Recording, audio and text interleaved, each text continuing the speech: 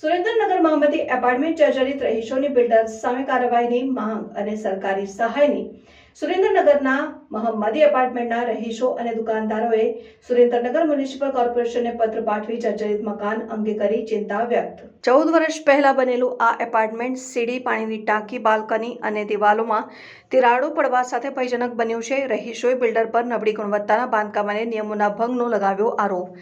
Renovation માટેની અને વારંવારની વિનંતીઓ છતાં કોઈ કાર્યવાહી ન થઈ હોવાની કોર્પોરેશનને પત્ર પાઠવીને જર્જરિત મકાન અંગે કરી ચિંતા વ્યક્ત। આ એપાર્ટમેન્ટમાં ગરીબ લોકો રહેતા હોવાથી તેઓ સ્વયં રિનોવેશન માટે ભંડોળ એકત્ર કરવાની સાથે સરકારી સહાયની પણ અપીલ કરી રહ્યા છે।